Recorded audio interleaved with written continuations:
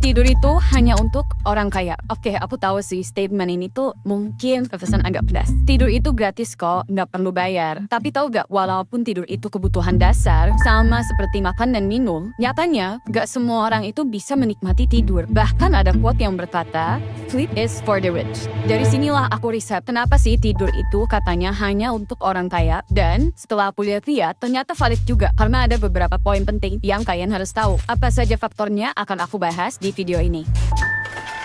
Oke, yang kita semua tahu tuh apa sih sebenarnya? Tidur itu berpengaruh kepada kesehatan fisik, mental, dan psikologi kita. Dan kenapa bisa banyak orang kesulitan untuk mendapatkan tidur yang berkualitas? Mari kita gali lebih dalam tentang apa saja yang terjadi sebenarnya saat kita tidur. Karena tidur itu bukan hanya tentang menutup mata dan berharap bangun dalam keadaan segar. Di balik tidur ada proses yang kompleks di dalam tubuh kita yang disebut siklus tidur. Nah, siklus tidur ini terbagi jadi beberapa fase. Yang pertama ada non-REM stage 1. Di sini adalah tahap pertama di mana kita mulai mengantuk. Biasanya kita masih setengah sadar. Jadi kalau ada suara atau gerakan sedikit saja, kita langsung terbangun. Non-REM stage 2. Di sini tubuh kita mulai benar-benar rileks, detak jantung melambat, tubuh turun, dan aktivitas otak mulai menurun. Non-REM stage 3. Nah, ini tahap tidur paling dalam atau deep sleep. Di sini tubuh kita benar-benar bekerja keras melakukan perbaikan dan regenerasi. REM sleep adalah singkatan dari rapid eye movement. Di fase ini otak kita justru sangat aktif, mirip seperti saat kita terjaga. Ini adalah fase di mana mimpi terjadi.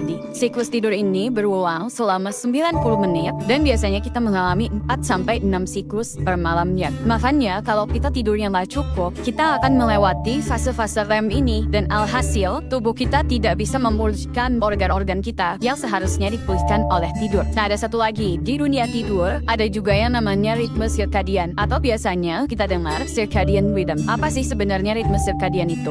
Kalian tahu nggak, tubuh kita itu punya jam biologis internal yang mengatur kapan kita harus tidur dan kapan kita harus bangun. Inilah yang disebut ritme circadian. Ritme ini dikendalikan oleh banyak faktor, mulai dari cahaya matahari, suhu, hingga hormon seperti melatonin. Kalian pernah gak sih ngerasa ngantuk banget jam 2 atau jam 3 sore meskipun sudah tidur cukup? Nah, itu juga tandanya di mana ritme circadian ini tidak hanya mengatur jam tidur kita yang di pagi hari, tidak hanya mengatur jam tidur kita di malam hari, tetapi dia juga bisa memberitahu tubuh kita bahwa tubuh kita sudah capek di siang hari. Tapi masalahnya sekarang nih, gaya hidup modern kita tuh sering banget mengganggu ritme circadian ini. Ada paparan blue light dari gadget kita yang bisa bikin otak kita bingung. Ya, masih siang hari, akibatnya produksi melatonin tertunda dan kita jadi susah tidur. Cobain deh mulai besok pagi. Begitu bangun, keluar rumah, langsung buka jendela. Rasain sendiri gimana matahari itu dapat membantu kamu untuk bangun dari tidur kamu. Dan menurut Harvard Medical School, orang yang bekerja shift malam mempunyai resiko lebih tinggi mendapatkan gangguan kesehatan. Terus, pernah penasaran juga gak? Ketika kita tidur,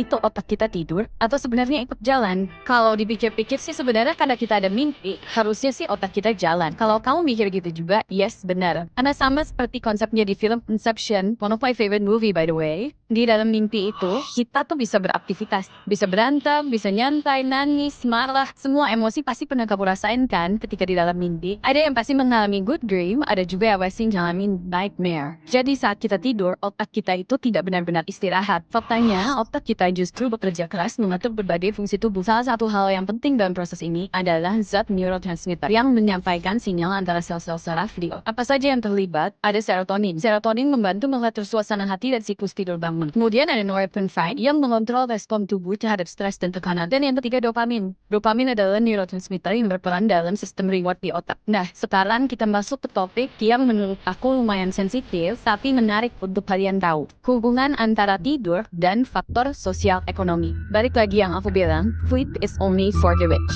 Banyak orang merasa bahwa tidur lelap itu adalah bagian dari kemewahan yang hanya bisa dinikmati oleh orang-orang berkecukupan. Tidur nyenyak itu memang adalah kemewahan yang hanya bisa dinikmati oleh mereka yang berkecukupan. Ketika kita bicara tentang tidur, banyak orang mengabaikan bagaimana tekanan hidup kita bisa mengacaukan kualitas tidur. Orang dengan kondisi ekonomi yang rendah seringkali mengalami stres yang lebih tinggi akibat kekhawatiran finansial. Stres kronis akibat masalah ekonomi bisa meningkatkan kadar kortisol, hormon stres yang dikenal bisa mengganggu pola tidur. Kemudian ada faktor teknologi tidur. Saat ini ada berbagai macam perangkat dan teknologi yang dirancang untuk membantu kita tidur lebih baik, mulai dari pelacak tidur yang bisa memantau siklus tidur, kasur pintar yang bisa menyesuaikan posisi tubuh, sampai aplikasi yang memberikan suara relaksasi atau meditasi sebelum tidur. Tapi bagi mereka yang hidup pas-pasan, teknologi ini adalah kemewahan yang sulit dijangkau. Dan bahkan kemewahan yang biasa orang-orang yang pas-pasan tidak punya, itu adalah kemewahan waktu, yaitu mempunyai waktu yang cukup untuk tidur. Of course, dengan bahas topik ini, aku mau kasih value ke kalian dong. Gimana caranya improve cycle tidur kamu tanpa harus keluar duit yang banyak seperti teknologi-teknologi yang susah didapatkan. Ada beberapa cara sederhana yang kalian bisa terapin untuk meningkatkan kualitas tidur. Pertama, atur jadwal tidur yang konsisten. Kedua, kurangi paparan cahaya biru atau blue light.